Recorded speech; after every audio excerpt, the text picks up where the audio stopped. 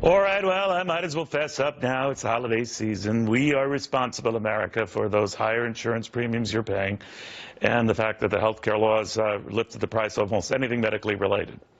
It's the only thing I can figure out, and the president was onto it, saying in an interview in The Atlantic, and I quote here, "The folks who are now Trump supporters, they're responding to a fictional character named Barack Obama, who they see on Fox News or who they hear about through Rush Limbaugh." Now, a man who's going to obviously confess and get the word out as well, Karl Rove, the former deputy chief of staff to President George W. Bush. I just want to cleanse my soul, Karl, and let people know that I did indeed hike insurance premiums, that I did indeed give them that sticker shock with high deductibles that sometimes run in excess of $5,000. Good. I cleared my conscience. What say you? Well, Neil, I'm sorry, but it's not about you. Fox News is collateral damage. Yeah, he blames Fox News for creating this climate of opposition to him, but the real target that he has in mind is the American people.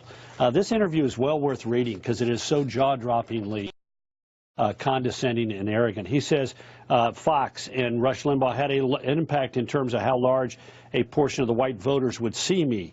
It shaped an entire generation of voters and tapped into their deepest anxieties.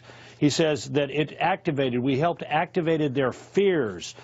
He says that as a result, yeah, white people voted for him, and that's okay, but they are people who have now been made afraid and suspicious and fearful because what they're seeing and hearing. In other words, white people are racist if they disagree with me.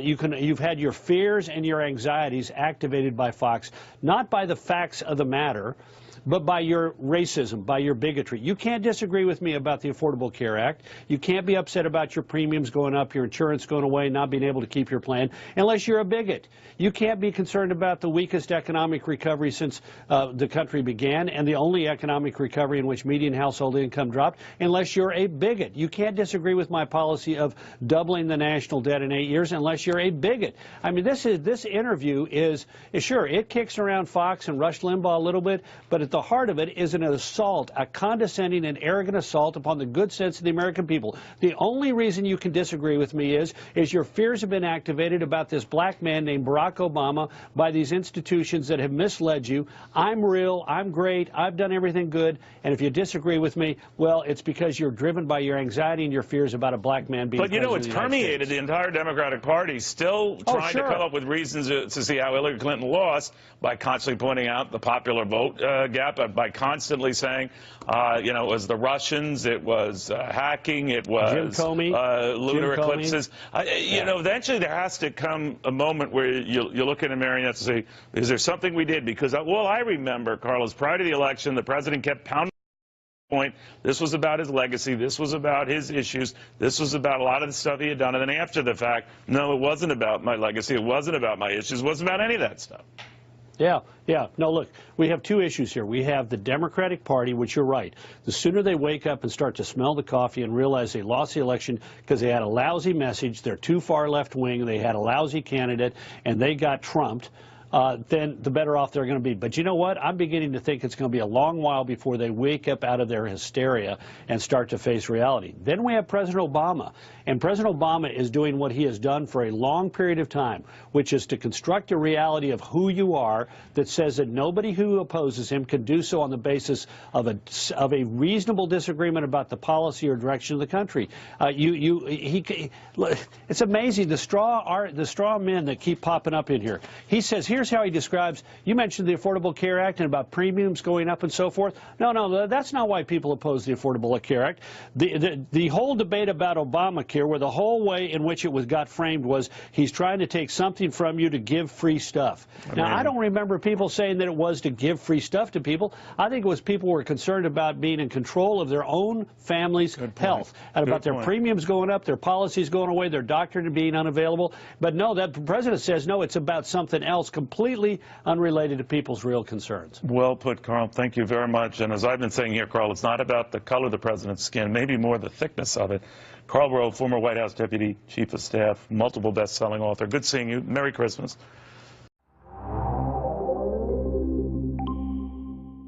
Packed segment tonight. President Obama has just 28 days left in office, and he's taking some final shots at Fox News, among others. In a new interview with The Atlantic, President Obama says, quote, "If people are angry that somehow the government is failing, then they are going to look to the guy who represents the government." And that applies, by the way, even to some of the folks who are now Trump supporters.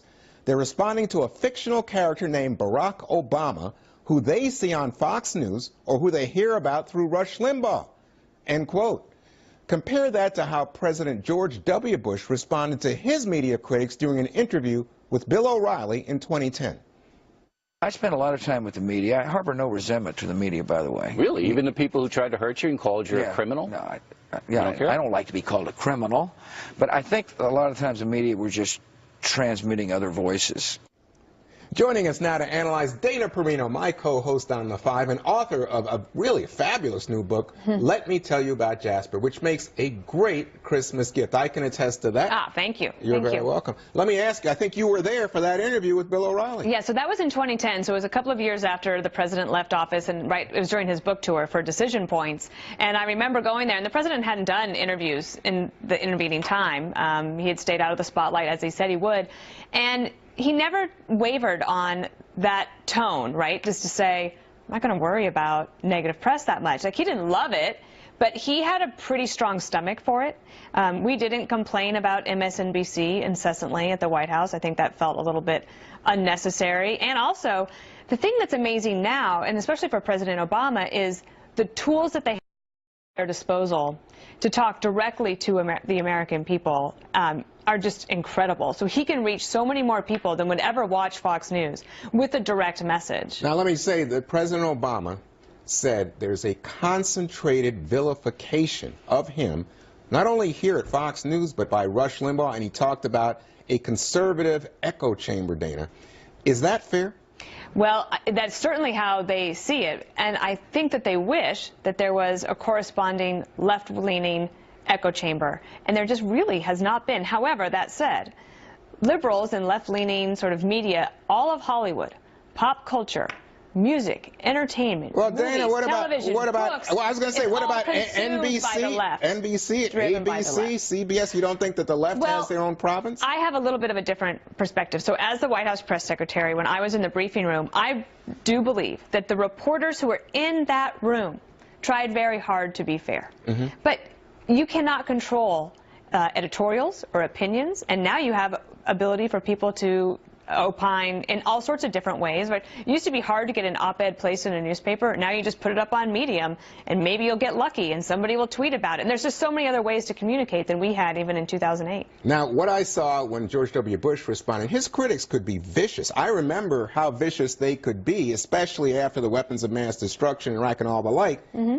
But it seems to me like he was like, you know what, I'm going to take the high road here. I'm going to be classy about this. Well, it wasn't just the media, okay? That actually, some of the worst things that he was called were done by Harry Reid, the Senate majority leader at the time, who called him, I think it was a liar and a loser in a time of war, right? So it wasn't just the media who might have given George Bush a hard time. But in the aftermath of Donald Trump's election and the fact that Trump used alternatives to get around the media, does President Obama's message have added import? Is it different than what President Bush said about his critics? I don't think that's, well, I actually feel like what President Obama said in the Atlantic interview in 2016 is similar to things that he said leading up to the election in 2008. So he's had Fox News as a villain from the beginning. And I think that I feel like the Democrats they haven't reconciled the reason that President Obama personally is very popular in the polls. I mean, it's actually quite remarkable for a two-term president to be up where he is.